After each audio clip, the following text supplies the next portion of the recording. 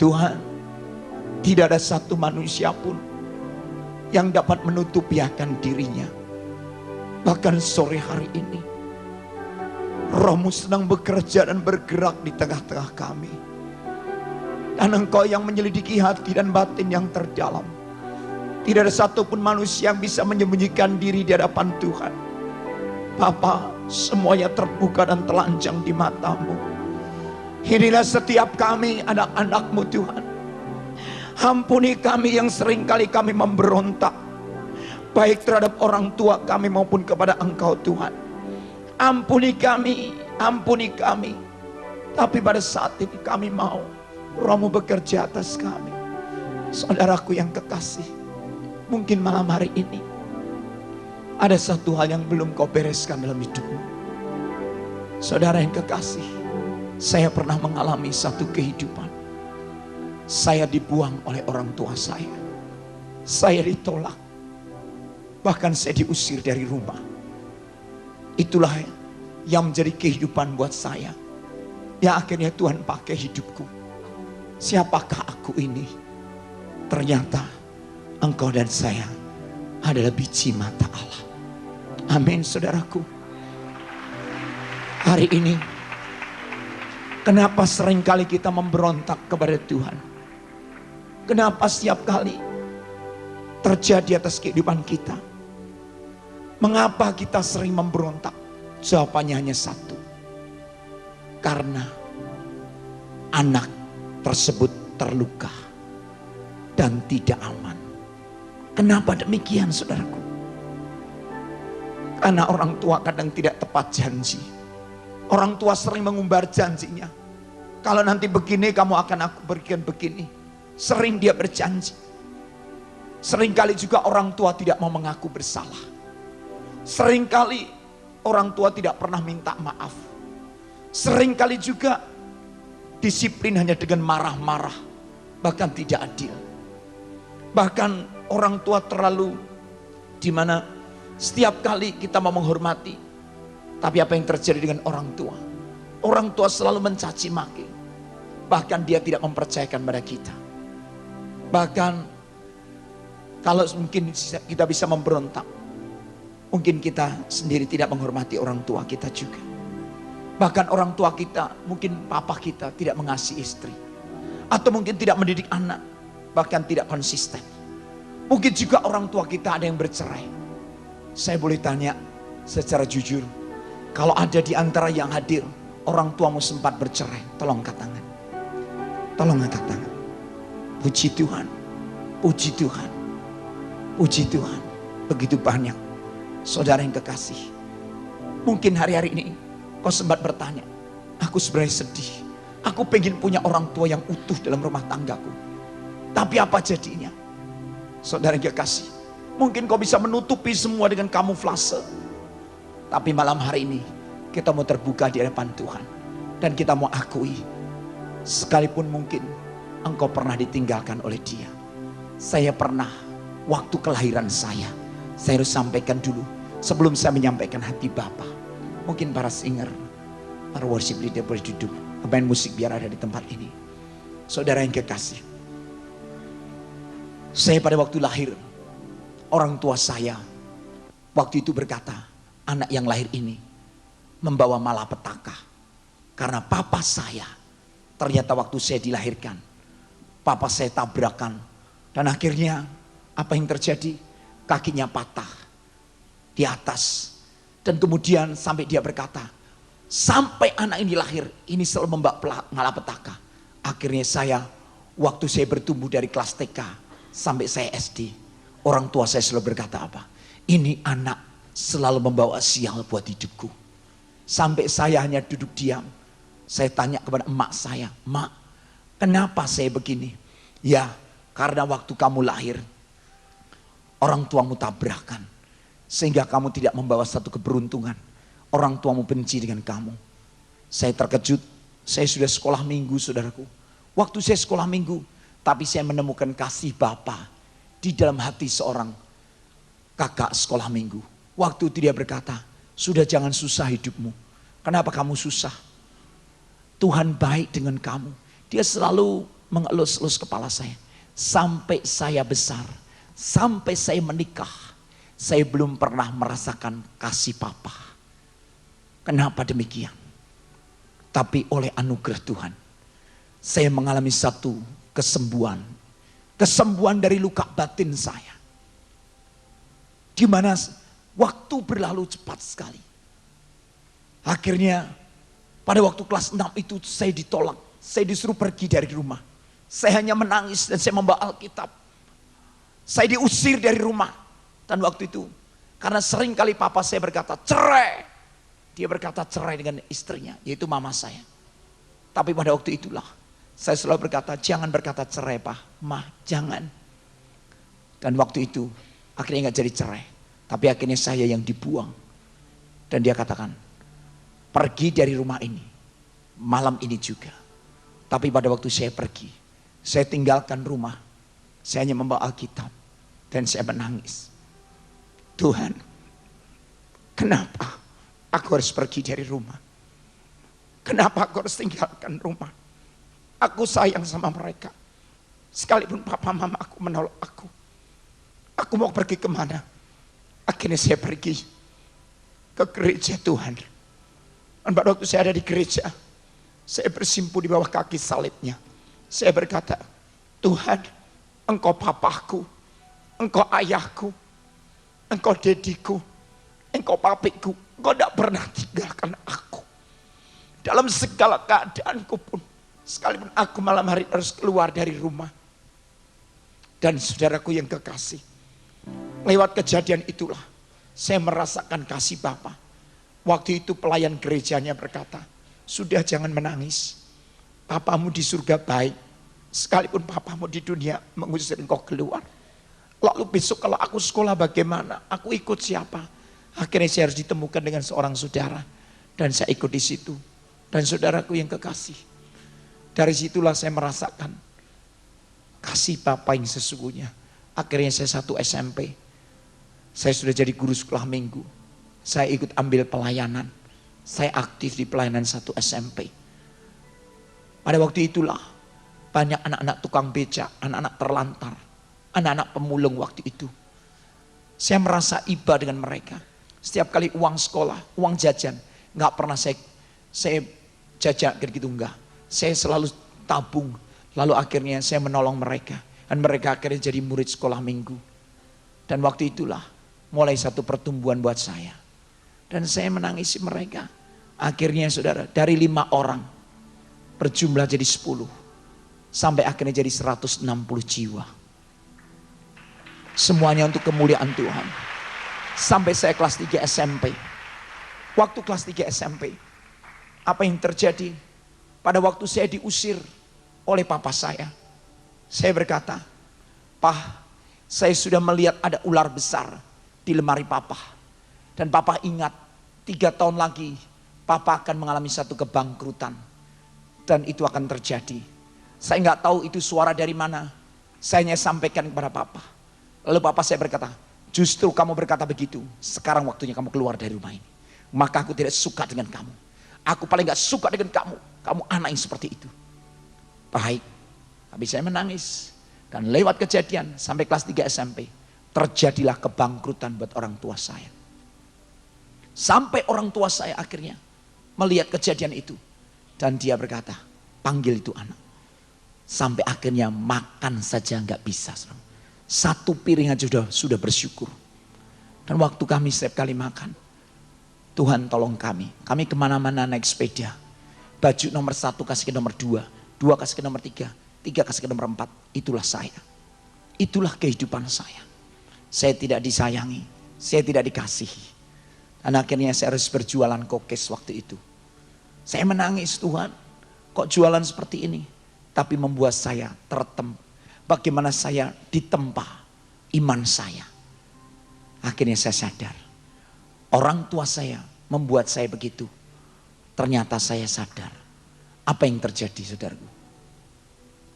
Dari 1 loyang sampai akhirnya beberapa 10 loyang. Dan saya menangis. Inikah yang saya lihat? Setiap hari dari saya kelas 1 SD. Saya setiap hari hanya dihajar dan diajar. Setiap kali saya hanya diajar pulang sekolah, kelas 1 SD. Saksinya masih ada. Kakak saya ada di Jakarta. Kakak saya juga ada di Bandung. Dan kakak saya ada, adik-adik saya juga ada. Semua melihat kejadian itu. Dan akhirnya saudaraku, sampai anjing yang galak dikeluarin, ganti saya yang dirantai. Dan saudara tahu, sampai kelas 3, kakak saya nih terpaut dengan saya 3 tahun. Dia 3 tahun lebih dulu. Tapi pada waktu kelas 3 SD, dia sangat setia di kelas 3. 3 tahun. Tapi saya susul. Tapi waktu saya setiap kali ada ulangan. Setiap kali ada ulangan. Selalu saya harus memberikan sontekan pada dia. Kalau tidak, pulang saya tinggal dihajar. Ada cemeti, ada pecut, ada pukulan macam-macam. Saudaraku, saya hanya menangis setiap hari, bilur dan bilur dan bilur. Lalu saya katakan, satu saat nanti, tunggu pembalasanku. Aku sampai benci, sampai aku dendam, sampai aku punya satu roh pemberontakan, aku punya roh kekecewaan. Lebih baik aku mati daripada aku hidup. Saudara salah. Kenapa kau tepuk tangan? Orang mau mati kok seneng, saudara.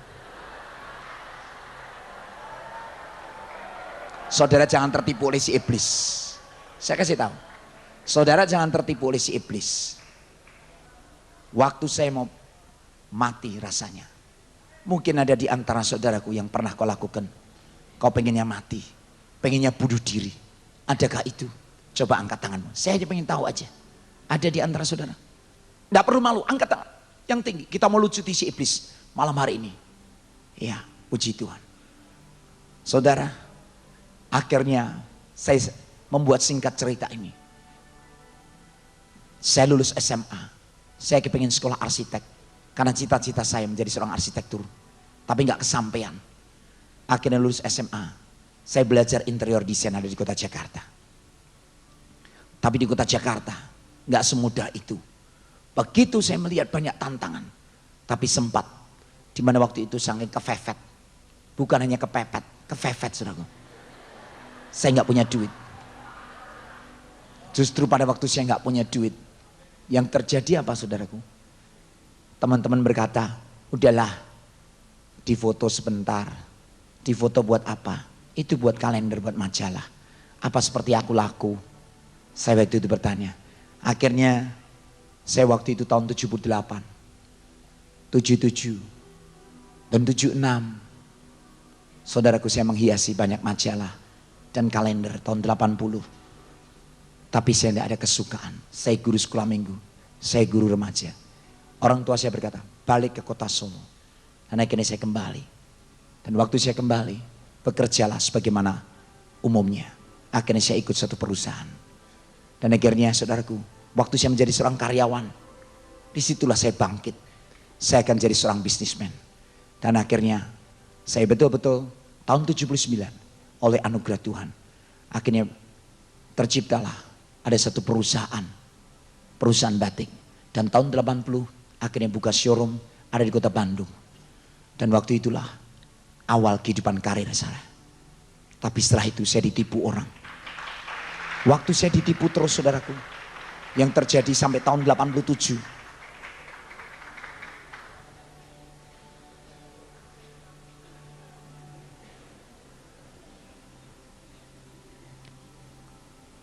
Saya tidak akan terkecoh oleh tepukan tanganmu.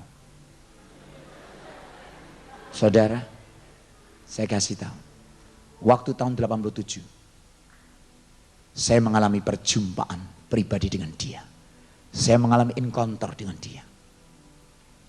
Akhirnya, di tengah malam itulah, saya ada pertemuan dengan dia. Dan sinar itu hanya berkata, di tahun 87, di bulan Juni-Juli, dia katakan, sebelum semuanya terlambat, katakanlah. Sebelum kedatangan Tuhan, beritakanlah. Karena Tuhan katakan, aku segera datang. Dan pada waktu itu saya bertanya, kalau sinar bisa berbicara, di mana ayatnya? Dan dia katakan, Saulus, Saulus, mengapa engkau menganiaya aku? Ya, aku percaya kalau ini engkau Tuhan yang berbicara. Dan pada waktu hari yang kedua, Jangan engkau menjadi domba yang terhilang dan tersesat. Akhirnya dia katakan itu. Saya menangis saudaraku. Tapi yang ketiga, saya dipanggil Samuel, Samuel. Sampai 3 kali. Dan itulah yang meneguhkan hidup saya. Karena waktu saya dari Protestan, saya minta nama waktu dibaptis, saya tidak diberi nama. Tapi Tuhan memberi nama saya. Dan akhirnya nama itulah yang membuat satu perubahan buat hidupku. Nama itulah yang membuat satu karakter berubah. Ada satu karakter ilahi yang sama bentuk saya. Dan akhirnya saya mengalami sakit usus. Di mana usus itu setiap kali melilit dan akhirnya nempel ke dinding perut. Dan akhirnya setiap kali ada angin, tidak kuat. Dan yang terjadi saudaraku, sakit sekali. Dan 3 dokter sudah katakan, divonis mati. Dan waktu itulah saya mengalami kematian. Dan betul-betul oleh anugerah Tuhan, akhirnya saya kembali. Di mana Tuhan tunjukkan Firdaus. Di mana tunjukkan penuh. Di mana penuh kemuliaan Tuhan. Kerajaannya yang mulia. Surga itu ada. Dan surga itu penuh kemuliaan Tuhan. Dan saudaraku, waktu itulah Tuhan katakan, sinar itu berbicara lagi. Tugasmu belum selesai. Engkau harus kembali. Dan waktu saya kembali, saya melihat istri saya, anak-anak saya tertidur. Dia tidak ngerti kalau saya sudah pulang. Saya mengalami satu kesembuhan. Dan akhirnya dia datang lagi pagi harinya. Dia menunjukkan, inilah tangan yang berlubang paku Samuel. Inilah anakku yang kukasih. Kepadanya lah aku berkenan. Waktu tangan itu berlubang paku ada di sini. Saya boleh menggapai tangan itu. Dan waktu tangan itu saya tarik, saya peluk saudaraku. Itulah saya mengalami satu kesembuhan dari luka batin. Yang dulunya saya benci, yang dulunya saya kecewa, yang dulunya saya dendam, yang dulunya saya ingin mati. Semuanya sirna, hilang dari hidupku. Saya sembuh. Karena apa? Ada perjumpaan pribadi dengan Dia, Yesus Kristus Tuhan. Oleh kuasa Roh-Nya, yang malam hari ini juga akan bekerja atas hidupmu dan hidupku. Amin saudaraku.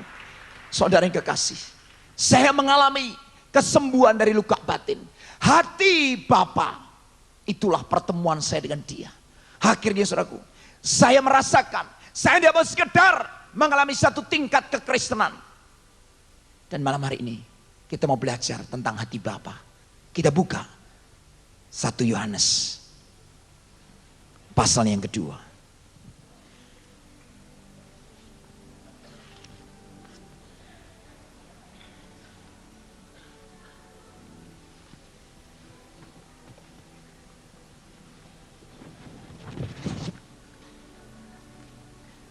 Satu Yohanes pasal yang kedua.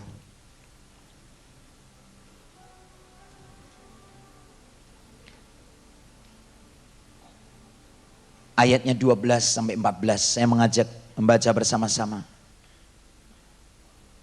Mari kita baca bersama. 2, 3. Aku menulis kepada kamu, hai anak-anak, sebab dosamu telah diampuni oleh karena namanya. Aku menulis kepada kamu, hai bapak-bapak, karena kamu telah mengenal Dia yang ada dari mulanya. Aku menulis kepada kamu, hai orang-orang muda, karena kamu telah mengalahkan yang jahat. Aku menulis kepada kamu, hai anak-anak, karena kamu mengenal Bapa. Aku menulis kepada kamu, hai bapak-bapak, karena kamu mengenal Dia yang ada dari mulanya. Aku menulis kepada kamu, hai orang-orang muda, karena kamu kuat dan firman Allah diam di dalam kamu. Dan kamu telah mengalahkan yang jahat. 15. Janganlah kamu mengasihi dunia dan apa yang ada di dalamnya. Jikalau orang mengasihi dunia, maka kasih akan Bapa tidak ada di dalam orang itu. 16. Sebab semua yang ada di dalam dunia, yaitu keinginan daging dan keinginan mata, serta keangkuhan hidup, bukanlah berasal dari Bapa, melainkan dari dunia. Dan dunia sedang lenyap dengan keinginannya. Tetapi orang yang melakukan kehendak Allah tetap hidup selama-lamanya. Saudaraku, ada 3 tingkatan kekristenan. Seseorang yang dikatakan orang Kristen tidak langsung dia menjadi dewasa, tapi dimulai dari Kristen anak-anak, Kristen orang muda, bahkan Kristen bapak-bapak, artinya Kristen dewasa. Kristen anak ini saudaraku, dia hanya mengenal Bapak seperti dikatakan di tabernakel, yaitu kita sedang masuk ada di halaman. Dan kita akan masuk di ruang suci.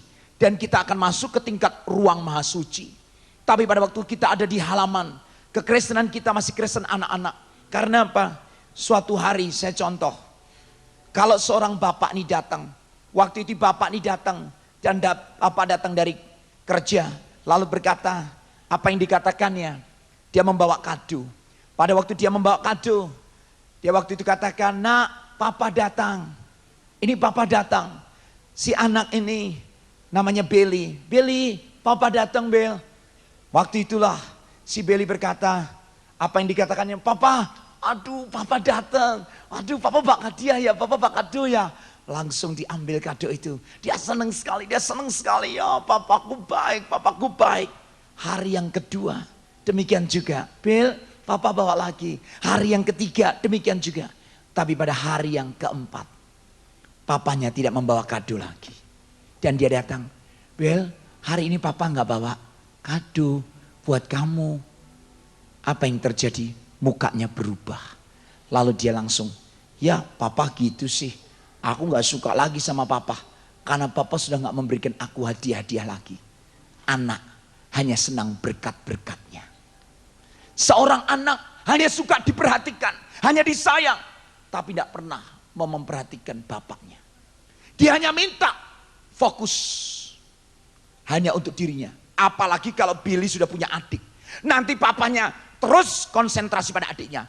Billy akan menjadi orang yang selalu iri hati. Billy akan menjadi orang yang selalu jealous. Gak senang dengan kelahiran adiknya. Saudaraku, itu anak. Kekristenan anak hanya sampai pada bonus-bonus dan berkatnya. Tapi Kristen anak muda, setiap kali pemberontakan, masa akil balik dari SMP mungkin sampai ke SMA sudah diperingatkan. Setiap kali orang tua mendidik, sebagaimana mendidik dengan cara gaya hidup anak-anak Tuhan, dengan contoh hidup yang jelas, ada batasan-batasannya, bahkan cara mendidiknya konsisten, sudah diperingatkan, tapi nggak pernah diperhatikan. Ternyata anak ini memberontak. Kenapa bisa memberontak? Tadi saya sudah katakan, mungkin orang tuamu tidak tepat janji, mungkin juga tidak mengaku salah, tapi kamunya sendiri punya satu roh pemberontakan dalam dirimu.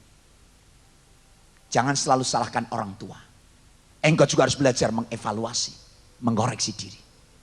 Pada waktu saya memberontak, saya masa akil balik. Buat apa aku di rumah?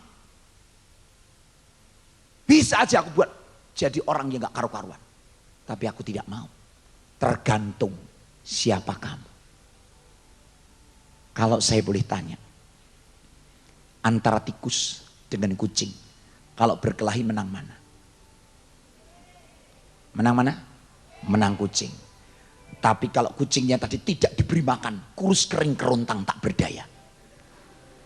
Si kucing tidak dikasih makan, si tikus dikasih makan. Kalau berkelahi menang mana?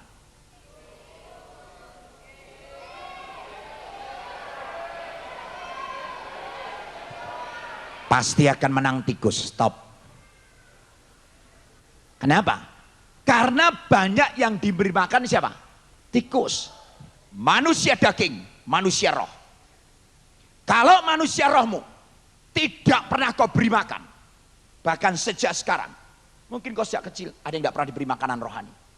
Tapi kalau sekarang kau beri makanan rohani, pada waktu manusia daging ini muncul, maka akan ada satu penekanan dari manusia roh. Gak langsung hilang, gak langsung hancur, hanya penyalipan. Tapi kalau manusia rohmu tidak bertumbuh, tidak berkembang, dan bahkan kecil, apinya kecil, maka manusia daging akan menguasai manusia rohmu. Tergantung mana kamu beri makan. Pada waktu terjadi satu pemberontakan, seringkali anak muda suka memberontak. Kenapa saya dilahirkan dari keluarga yang demikian? Kenapa saya dilahirkan dari orang tua yang kaya? Kalau ditanya Yefta, kenapa saya dilahirkan dari perempuan sundal? Kenapa saya tidak dilahirkan orang-orang yang normal? Tidak seperti mama. Bisa enggak Yefta berontak? Bisa. Dia punya kekurangan. Dia anak seorang perempuan sundal. Tapi kelebihannya, Tuhan bisa pakai dia.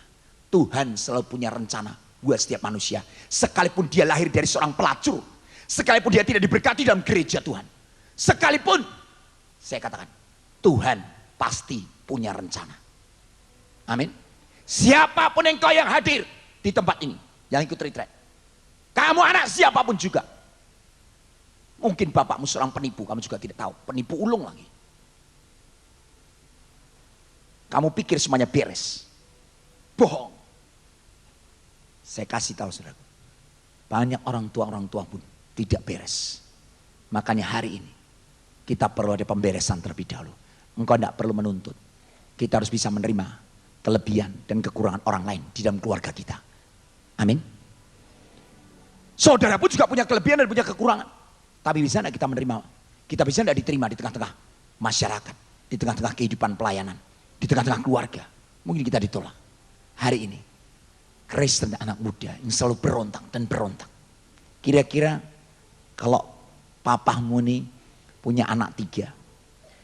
Lalu yang pertama datang, "Pah, ini sepatunya jebol, Pah. Papa ada uang, tolong beliin, Pah." Lalu yang nomor 2, model gayanya berbeda. "Pah, punya duit gak, Pah? Buat apa? Buat beli sepatu." Tapi yang nomor 3, "Pak, lihat nih mata, lihat nih jebol semua, ngerti gak?"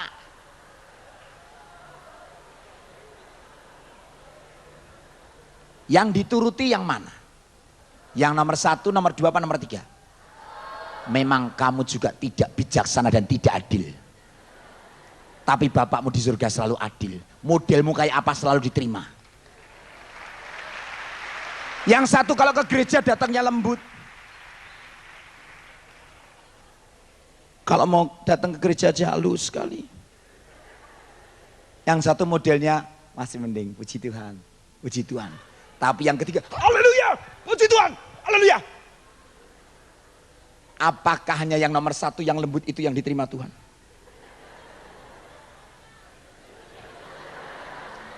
Apakah hanya itu? Halo? Cara gaya modelnya. 3 anak pun punya karakter yang berbeda-beda. Saudaraku, besok kalau kamu jadi orang tua baru ngerasain punya anak. Kamu selalu memberontak. Itulah Kristen anak muda. Yang selalu gak puas dengan apa yang ada. Pengennya tampil beda. Kalau sudah tampil beda semua dicat. Merah, hijau, kuning, lila, violet. Bahkan ke atas semua menantang Tuhan.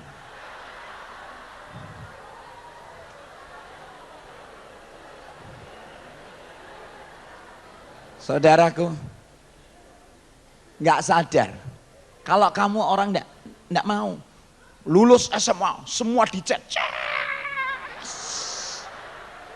bikin ulah.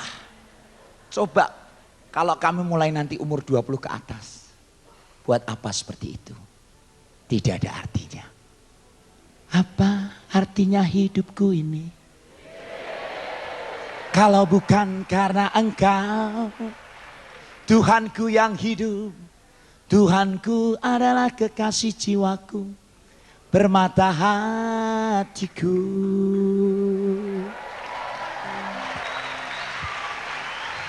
Saudara, orang yang bisa memikat hatinya Bapak, yang bisa mempesona, gitu. Jangan terus, "Pah, matanya ndelok gak jebol." Saudara, hari ini coba kamu Kristen anak muda mungkin yang setiap kali berontak, yang setiap kali gini, waduh, mulai berubah. Sadar aku Tuhan, aku sadar. Coba kamu mulai mengevaluasi, jangan selalu menyalahkan orang lain, koreksi diri. Tapi kalau Kristen dewasa lain, dia sampai mengenal dan dikenal oleh Bapa. Amin. Orang dewasa sampai kenal. Saya juga punya 2 anak. Bukan berarti saya nggak ngerti siapa anak saya. Anak saya waktu kecil masih nurut. Ayo doa dari TK. Udah sembahyang. Tuhan Yesus berkati guru-guru kami. Wah doa gitu saudaraku ya. Dari TK. Kadang-kadang saya intip dia nggak doa. Kok capek ya suruh doa terus ya gitu. Gawat tak pikir. Ternyata dia bisa nipu juga ya. Nggak usah diajarin nipu, dia pintar nipu juga. Dan saudara, akhirnya saudara tahu, waktu itu mulai bertumbuh. Hari demi hari yang saya lihat, wah ini anak, saya pikir bisa apa menipu, apa bisa gini. Ternyata nggak usah diajarin aja udah pinter nipu. Misalnya lempar-lemparan, ayo lempar-lemparan pakai bola. Tahu-tahu dia bilang, aduh bolanya hilang. Diambil kura-kura ninja. Kemana ya? Bayangkan saudaraku, saya tidak pernah ngajarin kayak gitu, diambil kura-kura ninja lagi. Tapi kemudian dia berubah. Tidak perlu takut. Karena ada seorang penolong. Superman. Bayangin saudaraku, ini apa-apaan? Saya pikir, siapa yang ngajarin kayak gitu tuh? Nggak ada yang ngajarin saudaraku. Bisa kayak gitu sendiri. Karena saya lihat pertumbuhan anak. Karena setiap kali saya ngeliat, saya senang dengan anak-anak. Terus mulai, saya singkat aja SMA. Tahu-tahu SMA, naik sepeda motor ke sekolah. Ya maklum, anak pendeta. Maklum, slidernya masih bagus ya. Itu knalpotnya masih bagus. Suaranya dren. Halus bener tuh, anak pendeta. Apa yang terjadi? Saya pergi pelayanan. Saya pulang jam 11 malam. Dan waktu saya pulang jam 11 malam, saya sama istri. Waktu sampai di rumah, gak taunya Tuhan tuh ngomong sama saya. Samuel, lihat sepeda motor anak-anakmu. Sepeda motor anak, kenapa ya? Waktu saya lihat, knalpot sudah berubah ke atas. Shockbreaker berubah. Itu apa? Selebornya sudah gak ada. Gawat. Mau jadi apa nih? Terus saya benar doa, Tuhan tolong hambamu. Waktu saya berdoa, Tuhan ngomong, harganya beli shockbreaker berapa? Beli ini berapa? Beli ini berapa? Langsung saya sama istri yang sudah tahu harganya. Ayo kita naik ke atas. Lah kamu tahu dari mana? Tanya sama Tuhan. Waktu naik ke atas saudaraku, TV belum dimatiin. Anak saya sudah dua-duanya menutup dengan selimutnya. Langsung dia dengan bergaya.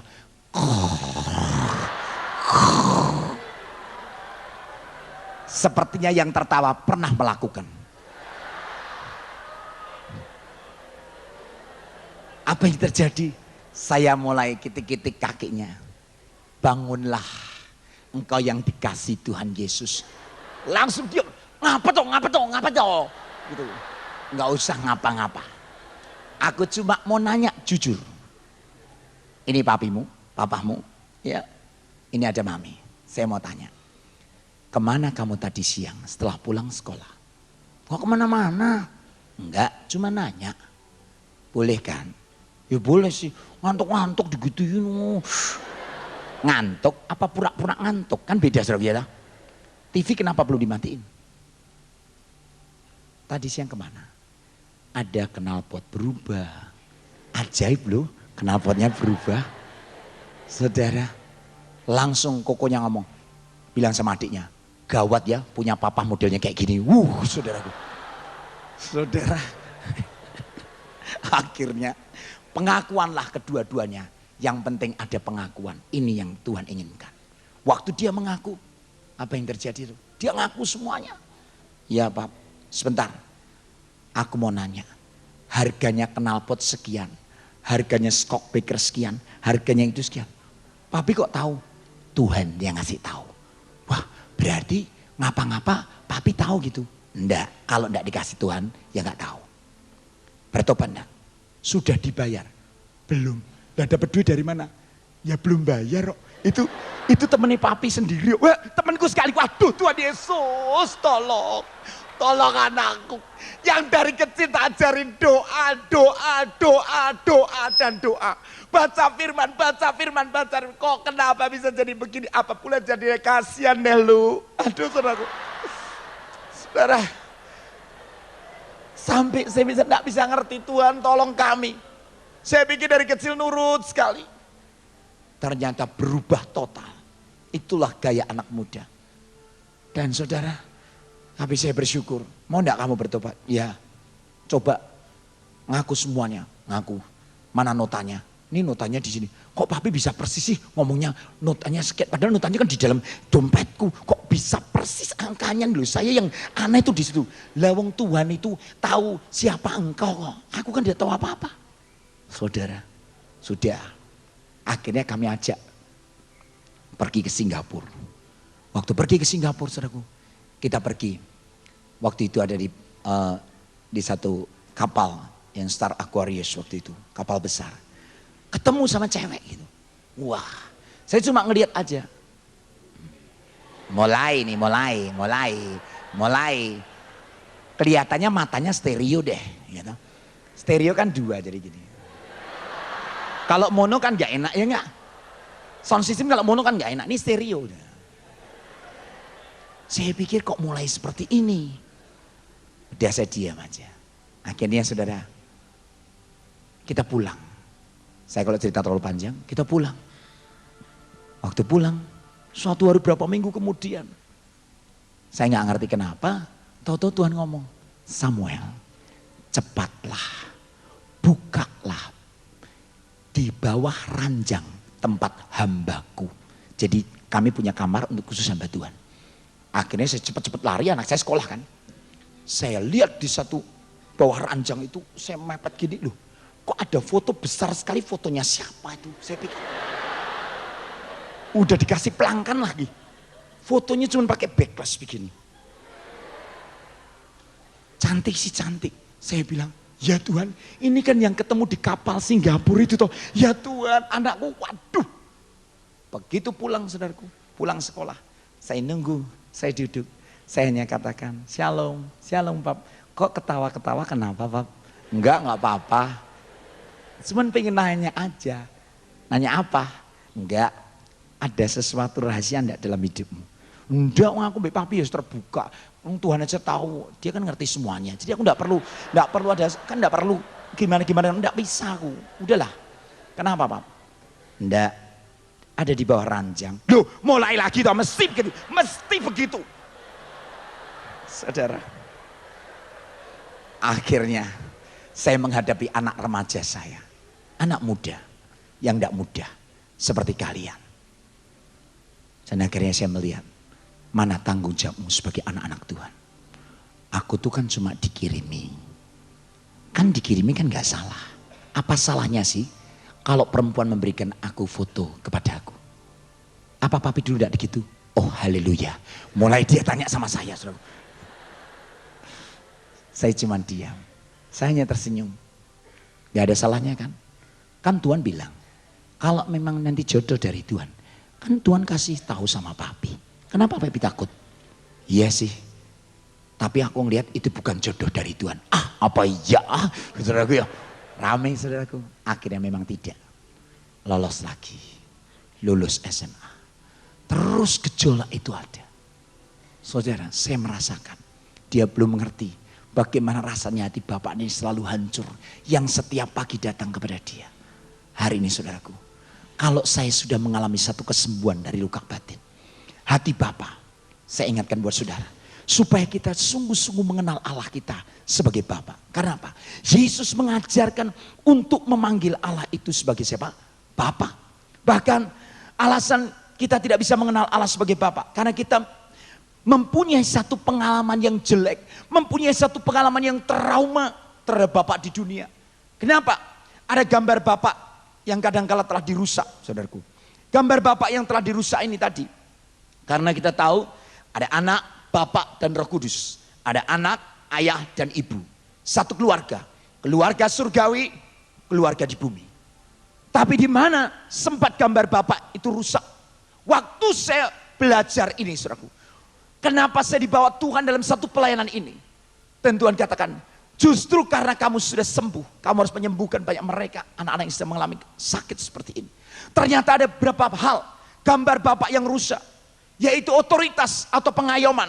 Bahkan ternyata orang tua itu otoriter, berlebihan, menjadi seorang yang diktator.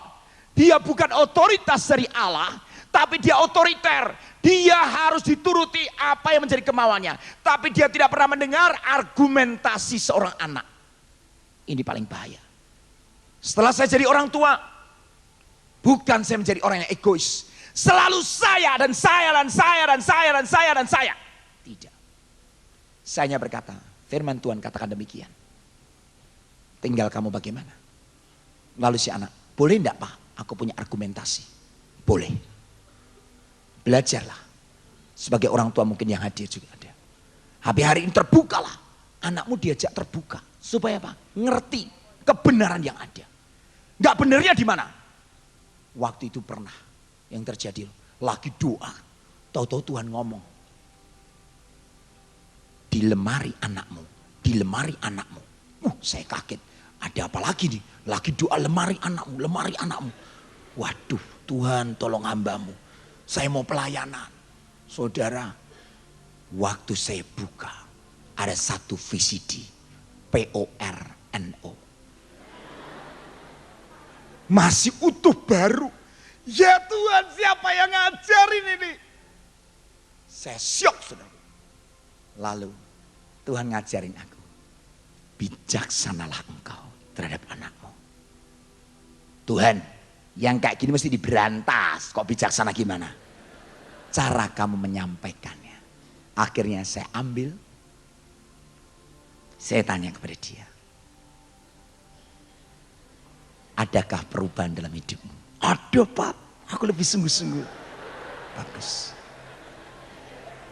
Tuhan Yesus kalau selalu mengajar selalu pakai perumpamaan. Jadi dia tidak marah, saudaraku. Tidak langsung, kamu terlalu begini.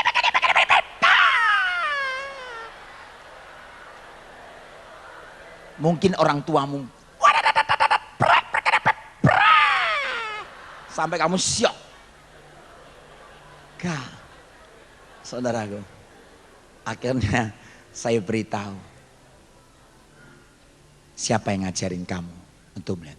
Oh gini loh Pak, temanku itu bilang gini. Nonton, ayo nonton. Jangan, gak apa-apa. Dititipin di tasnya dia. Kamu gak kepengen. Ya cuma lihat gitu, tak masukin lagi. Daripada nanti gimana-gimana ya. Akhirnya masuk. Sekarang boleh saya bakar ini. Ya terserah. Silakan aja dibakar. Maukah kamu bertobat? Sudah ditonton? Belum, baru luarnya.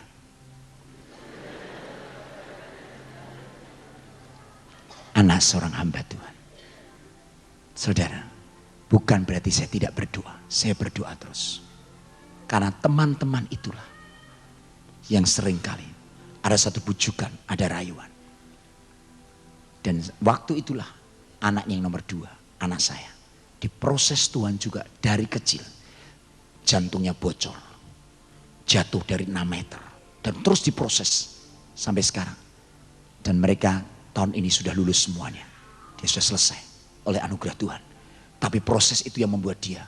Akhirnya dia, jadikan aku Tuhan, hambamu. Dan saudara, proses demi proses ini gak semudah apa yang kita sangka.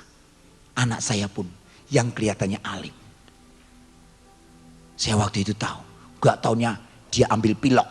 Dia ngoret-ngoret tembok di satu kota di Surabaya. Dioret-oret.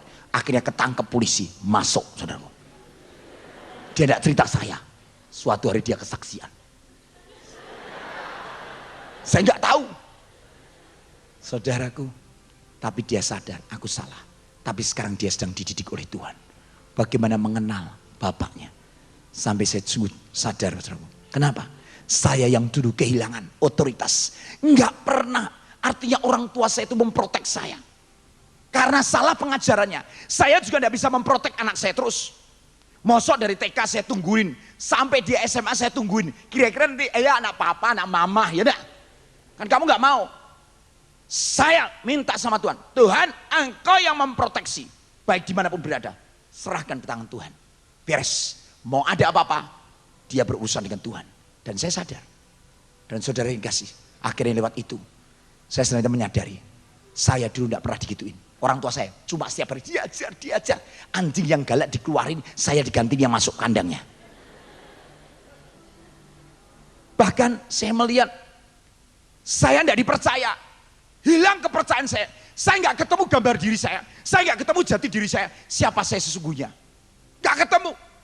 Orang tua saya nggak pernah percaya sama saya. Karena saya tidak disuka. Hilang. gambar Bapak dalam hidup saya. Rusak sudah. Bahkan penghargaan. Nggak pernah dihargai. Kamu ganteng, pakai baju itu bagus. Nggak pernah. Sial kamu. Bayangin saudaraku, anak sial. Saya ini sampai setiap kali cuma, anak sial. Sampai saya selalu lari ke nenek saya. Mak, saya katanya anak sial, Mak. Udah jangan susah. Udah sana pergi ke pendeta aja. Tak bawain masakan, bilang sama Pak Pendeta sana ya. Anak kecil kelas 4 saudaraku, bawa masakan terus ke tempat pendeta. Boksu, waktu itu namanya boksu. Ini makanan dari Mak. Ini buah-buahan. Langsung pendetanya ngomong apa? Nak, jadilah engkau hamba Tuhan yang diurapi oleh Tuhan. Gitu. Dia dari Manado saudaraku. Gak mau jadi pendeta. Rumahnya aja dari bambu. Masakan aja yang ngasih emakku. Makanan yang ngasih emakku. Besok kalau aku jadi pendeta siapa ngasih makan aku? Saudara, itu membuat saya apa? Karena saya gak pernah dihargai sih. Gak pernah dipuji. Kamu bagus pakai baju itu. Kamu keren potong rambutmu kayak Tomingse sekarang ya kan? Enggak, wocele. Enggak, yang perempuan gak mau kalah santai.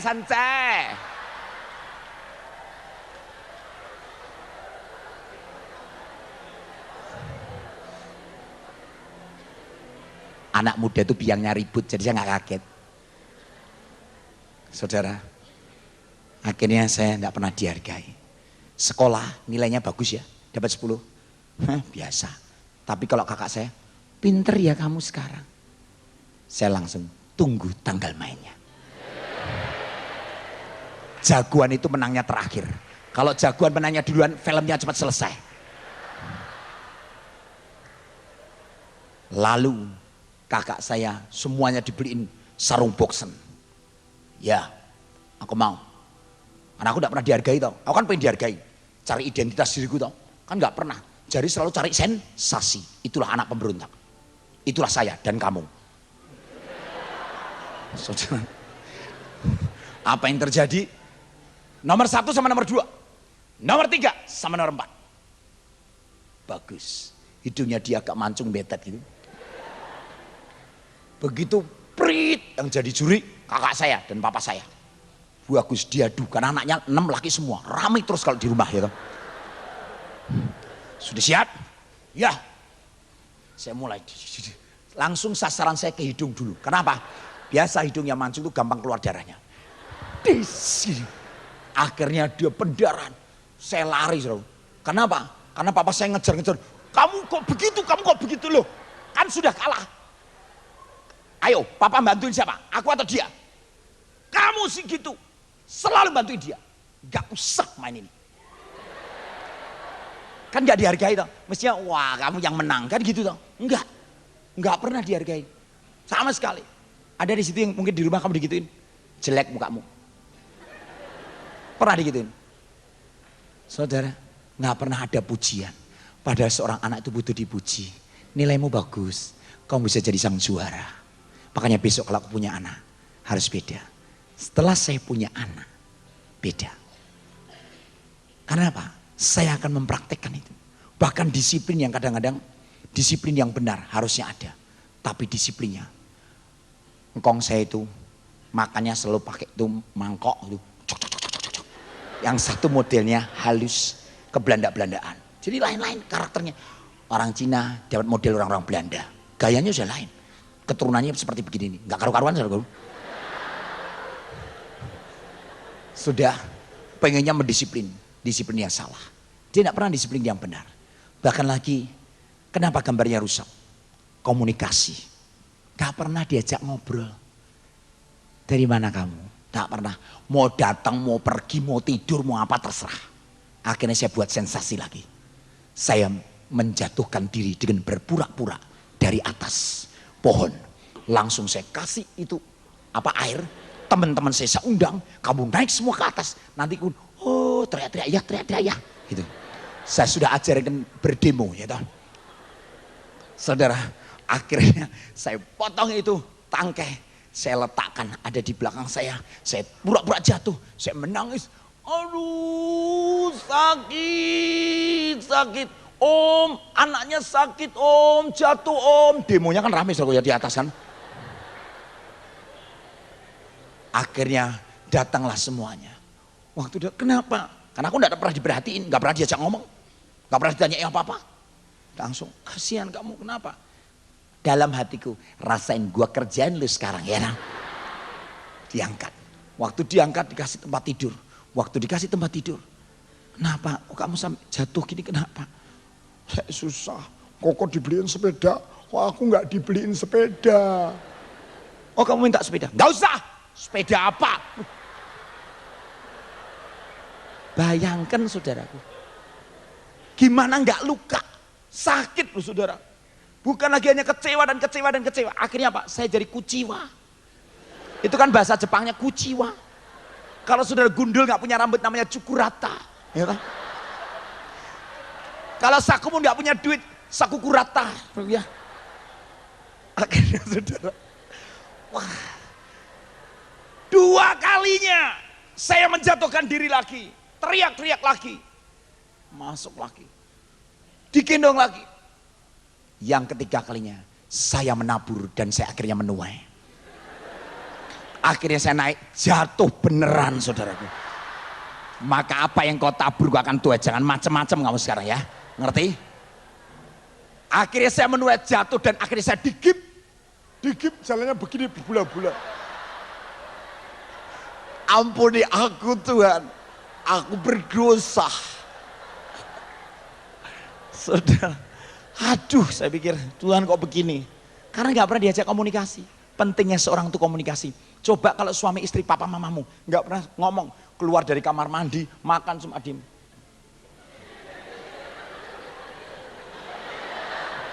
Kira-kira enak apa enggak? Kan enggak enak toh. Kalau ngomong halo say gitu kan lain ya. Darling gitu kan lain ya enggak. Oh, nih. Kayak di TV.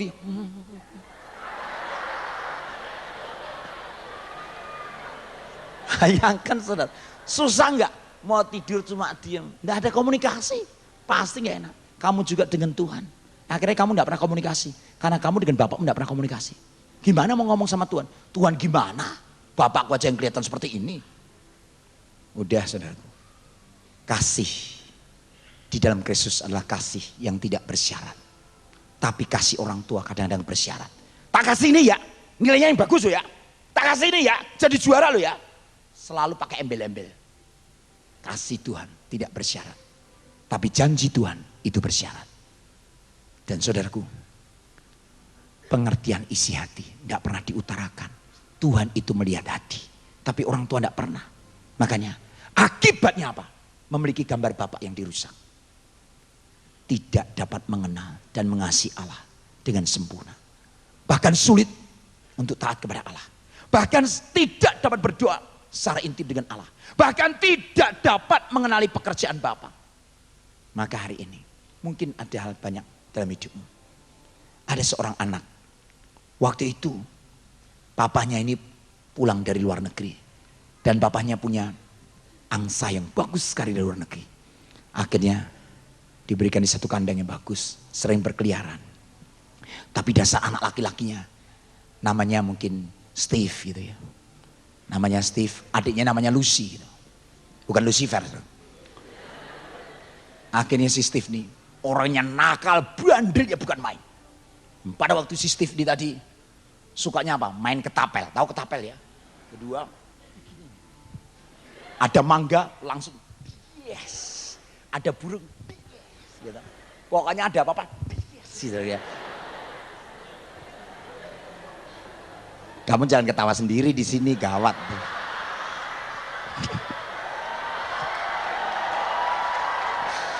Saudara, si anak ini tadi tahu-tahu dibisikin si iblis.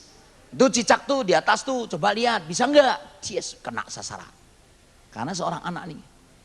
Akhirnya dia coba ada suara. Itu kan angsa kesukaan papamu. Coba, kalau memang kamu benar-benar jitu, ayo coba kerjain. Suara iblis di sini. Suara itu kan ada 3. Suara manusia, kalau kamu masih bergaul dengan iblis, ada suara iblis. Atau suara Allah, mungkin kamu juga ada firman, waspada. Tapi kalau suara iblis hilang, tinggal suara Allah dan suara hatimu. Itu mirip, waspada. Tapi ini suara iblis, cepat. Mulai, coba. Kalau aku dikatakan sang juara juga, tembak. Yes. Langsung kena ke mata, ke kepala. Diam, kelapa. Mati saudaraku. Akhirnya dia, wah hebat, aku hebat. Sensasi kan? Karena berontak terus. Akhirnya yang dilihat, papanya baru pulang. Suatu hari pulang. Steve, aku bawa coklat Van Houten. Lucy, mana kamu? Wah senang sekali. Waktu itu mau diterima sama si Lucy dan sama si Steve. Waktu Steve mau ambil, Steve gigimu kan sakit, nggak bisa terima. Gak. Kwek. Loh berarti dia ngerti, aku nembak kemarin. Waduh, langsung diambil sama si Lucy. Enggak, kamu gigimu sakit. Ya Pak ya, dia kan sakit. Pergi. Besoknya lagi si papa bawa es krim. Steve, Luz, sini. Papa bawa es krim. Begitu mau diambil oleh si Steve sama si Lucy. Langsung Lucy. Kwek. Ya. Pak, dia sakit. Dia nggak bisa makan. Nggak bisa. Mana Pak? Berarti si Steve kehilangan berkat enggak? Kehilangan berkat. Karena tadi digodain sama Lucifer. Udah, saudara, gelisah. Steve gelisah sekali. Aduh, aku enggak pernah bisa ngerasain coklat. Kesukaanku semua enggak pernah lagi. Jengkel aku. Tapi malam-malam akhirnya datangin sama papanya. Pak, jam 11 malam. Pak, siapa? Ini Steve Pak. Kenapa? Enggak, Steve mau ngomong sebentar sih. Oke. Keluar papanya. Papanya modelnya simpatik sekali. Dia cuma senyum. Dan betul-betul menarik. Mempesona papanya nih. Dan saudaraku punya papa yang model kayak gini nih. Aduh rasanya gitu. Saudara, kenapa Steve? Duduk. Waktu duduk. Apa yang kau rasakan? Steve bro, duduk kok. Waktunya orang tuh kalau berbuat salah, ketakutan enggak? Ketakutan apa enggak?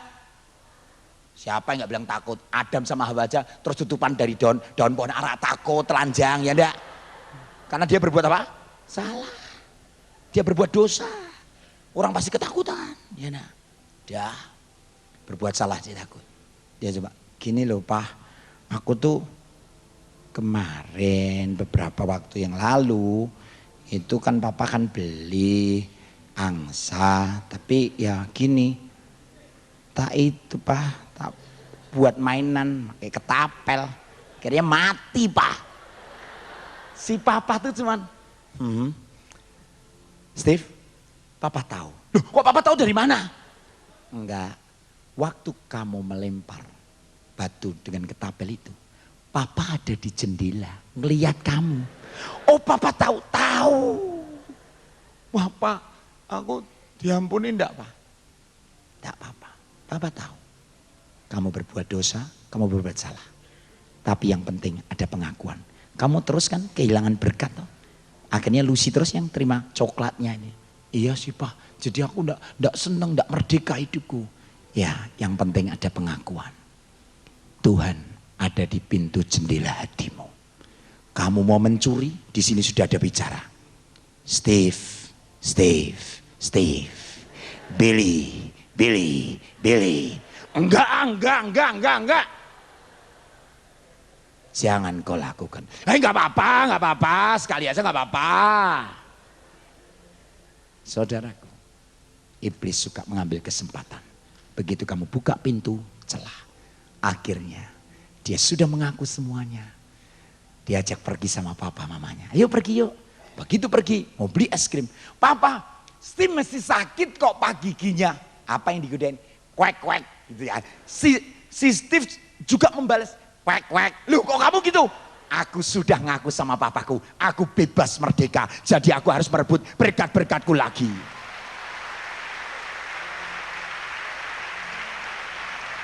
Berapa kali kau berbuat dosa dan kau tidak ada pengakuan. Tapi malam hari ini mungkin kau sudah kecewa. Mungkin kau sudah pahit. Mungkin kau berontak dan kau lari dari rumah. Dan sekarang ini, malam ini, akui, Tuhan, aku sakit dengan papaku. Dia Bapak yang akan membebat luka hatimu, membalut dengan kasihnya. Amin. Malam hari ini kita mau didisiplin oleh Tuhan. Bapa, bawa aku lebih dalam mengenal Engkau. Aku mau belajar sungguh percaya. Hubungan yang lebih dari peraturan. Bahkan langsung saat itu ada satu pengakuan. Kita mau hancurkan kuasa gelap yang selalu hendak menghancurkan kehidupan kita. Saudaraku, kau tidak perlu malu kalau nanti kau harus maju. Mungkin kau berdiri ada di jalur ini. Kau mungkin sempat mengalami banyak hal. Aku tidak pernah ada pengakuan. Jika kita mengaku dosa, Ia setia dan adil. Ia akan mengampuni segala dosamu dan menyucikan kamu dari segala kejahatanmu. Amin. Malam hari ini, akui dia. Tuhan, ampuni aku. Aku kecewa dengan papaku. Dan malam hari ini, langkah apa yang harus aku lakukan? Pertama, harus mengampuni 70 kali 7 kali. Berarti tidak terbatas. Mungkin kau kecewa dalam pelayanan. Mungkin kau kecewa di dalam rumah tanggamu. Engkau ada rasa tertolak. Karena nanti setelah makan sesi berikutnya, saya akan sampaikan bagaimana kehidupan keluarga yang terkena kutuk. Dan kami waktu itu sempat mengalaminya. Maka saya sampaikan buat saudara, jangan sampai saudara mengalaminya. Maka saya beritakan buat saudara, firman yang hidup akan mengubah kehidupan kita. Malam hari ini kita mau cabut semua. Kita mau hancurkan semua. Setiap roh kepahitan yang membuat stagnasi. Yang membuat stagnan buat kehidupan rohani kita. Karena kita selalu buka pintu celah. Dan kau berani katakan kepada dia, Bapa, Engkau sungguh baik. Kasih-Mu melimpah di hidupku.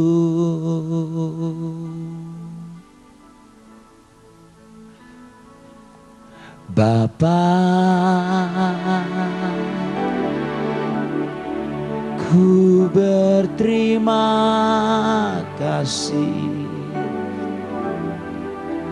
berkat-Mu hari ini yang Kau sediakan bagiku. Naikkan syukur, ku naikkan syukurku buat hari yang Kau beri, buat hari yang Kau beri.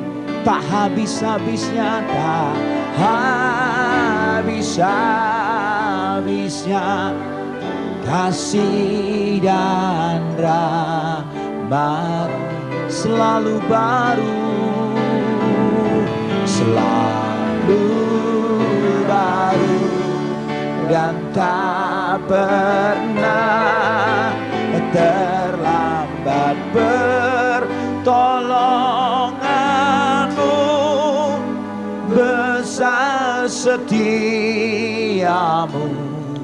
di sepanjang hidupku. Naikkan syukurku, naikkan syukurku buat hari yang Kau beri. Tak habis-habisnya